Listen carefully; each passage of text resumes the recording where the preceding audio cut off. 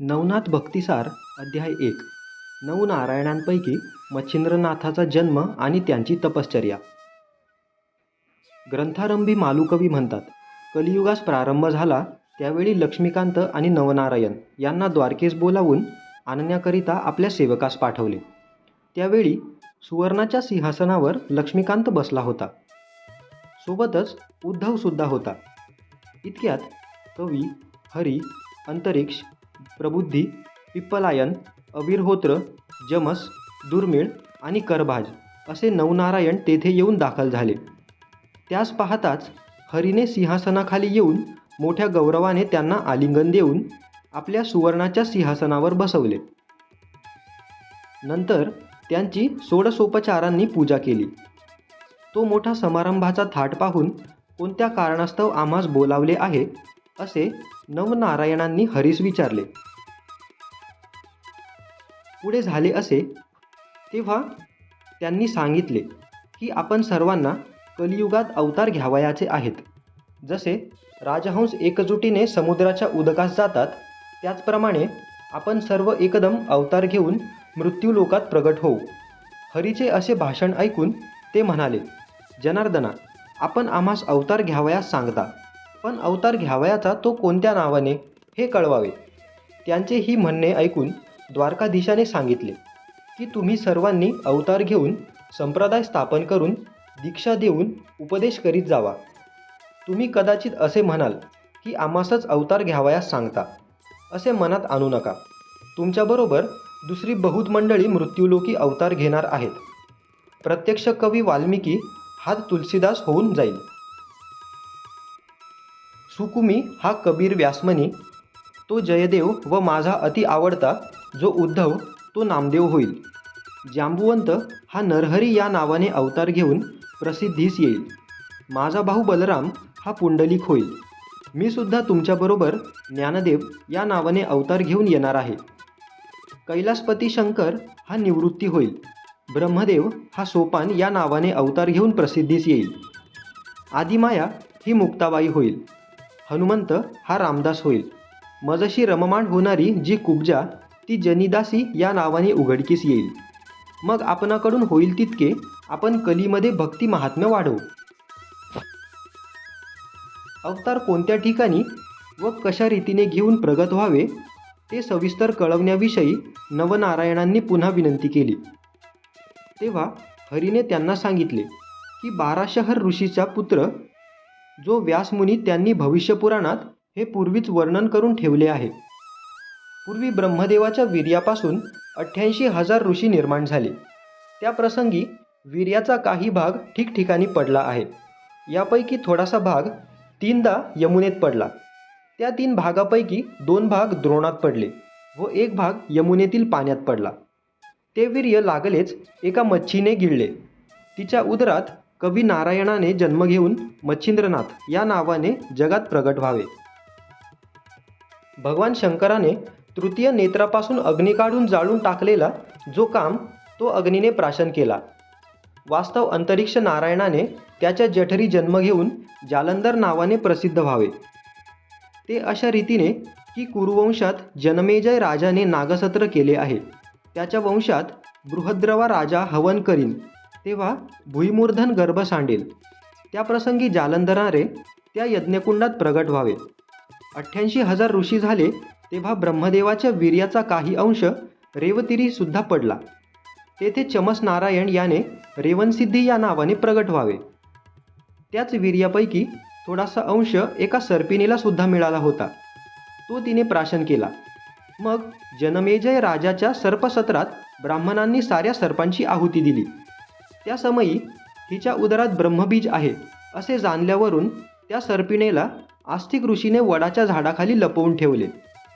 पूर्ण दिवस भरल्यानंतर ती अंडे तेथेच टाकून निघून गेली. ते अंडे अजून तेथे होते तसे आहे. त्यात अविर्होत्र नारायणाने जन्म घेऊन वटसिद्ध नागनाथ या नावाने प्रसिद्ध व्हावे. मच्छिंद्रनाथ याने सूर्यरीत प्राप्तिस्तव मंत्र म्हणून दिलेले भस्म उकिरड्यावर पडेल. त्यात सूर्य आपले वीर्य सांडेल. ते उकिरड्यामुळे असेल. त्यात हरिनारायण याने गोरक्ष या नावाने प्रगट व्हावे. दक्षाच्या नगरात त्याची कन्या पार्वती हिला लग्न समारंभसमयी पाहून ब्रह्मदेवाचे वीर्य गळाले.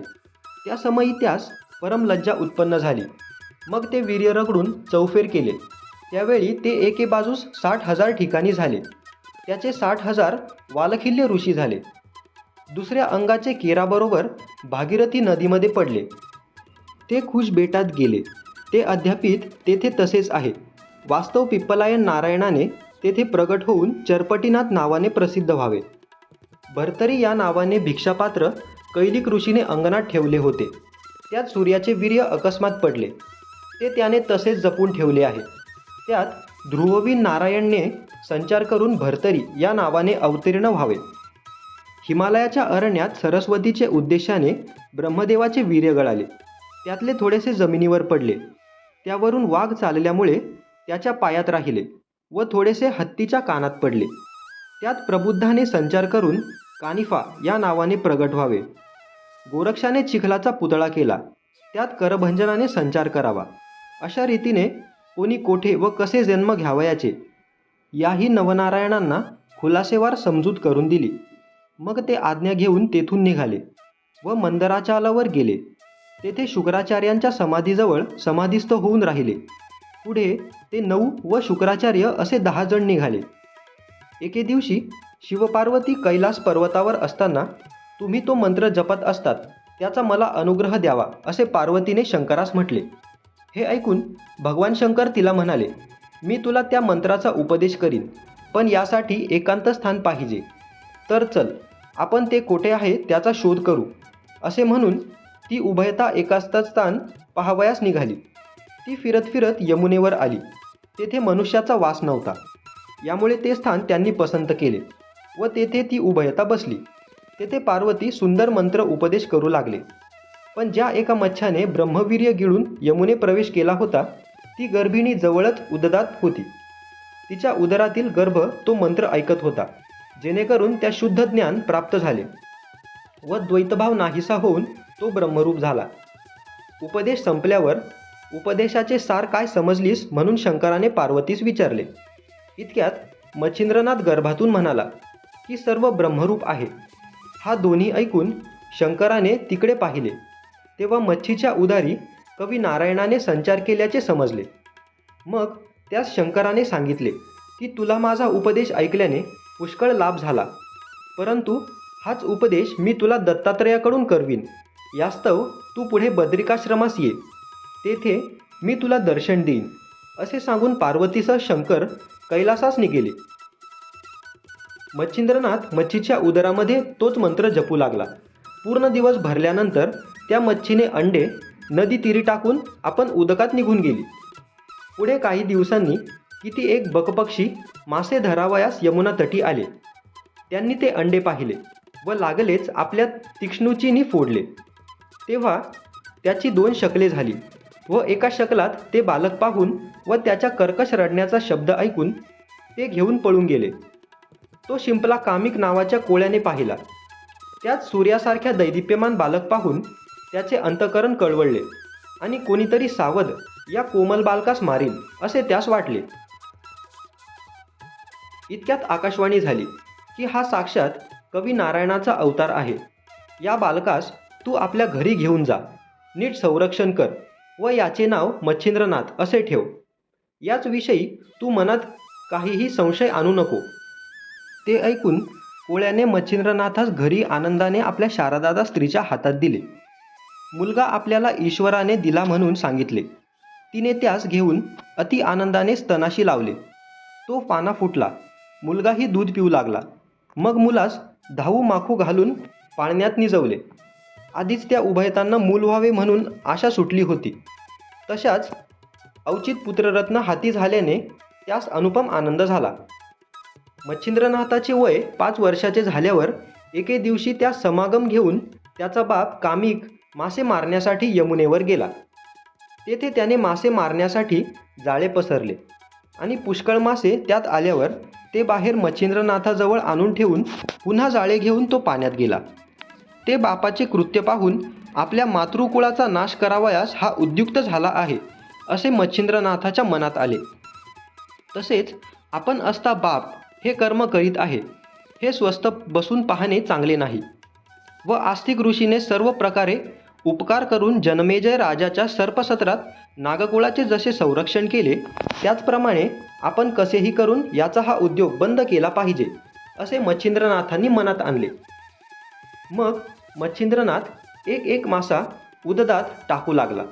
ते पाहून त्याच्या बापास इतका राग आला की तो लागलाच पाण्याबाहेर आला आणि त्यास बऱ्याच चपराका मारू लागला आणि म्हणाला, मी मेहनत करून मासे धरून आणतो व तू ते पुन्हा पाण्यात सोडून देतोस, तर मग खाशील काय?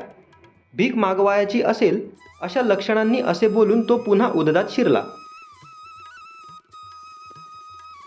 त्या माराच्या तीरी समस्य मच्छिंद्रनाथास फार दुःख होऊन भिक्षेचे अन्न पवित्र असते व तेच आपण आता खावे असा विचार करून व बाप पाण्यात शिरलासे पाहून त्याची दृष्टी चुकून मच्छिंद्रनाथ तेथून निघाला व फिरत फिरत बद्रिकाश्रमास गेला. तेथे त्याने 12 वर्षे तपश्चर्या केली. ती इतकी कठीण की त्याच्या हाडांचा सांगाडा मात्र राहिला. इकडे श्री दत्तात्रेयाची स्वारी शिवालयात गेली व शंकराची स्तुती करताच भगवान शंकराने प्रसन्न होऊन प्रत्यक्ष भेट देऊन आलिंगन दिले व जवळच बसविले. नंतर उभयतांनी एकमेकास नवल वर्तमान विचारले. तेव्हा बद्रिकाश्रमाचे अत्यंत रमणीय अरण्य पाहण्याची दत्तात्रेयाने आपल्या इच्छा असल्याचे शंकरास कळवले. मग त्यास बरोबर घेऊन भगवान शंकर अरण्यात गेले. त्याच समयी मच्छिंद्रनाथाचा उदयकाल होण्याचे दिवस आल्या कारणाने तो योगायोग घडून येण्यासाठीच दत्तसारण्य पाहण्यासाठी वाचना होऊन त्यास शंकराचा रुकारही मिळाला. ते उभयता बद्रिका वनातील शोभा पाहून आनंद पावले. नवनाथ भक्तिसार पुढील अध्याय वाचण्यासाठी व्हिडिओला लाईक, कमेंटमध्ये मच्छिंद्रनाथ की जय, तुमच्या मित्रांना शेअर आणि चॅनलला सबस्क्राईब करायला विसरू नका. संपूर्ण व्हिडिओ बघितल्याबद्दल धन्यवाद. अध्याय दुसरा उद्याच्या दिवशी येईल.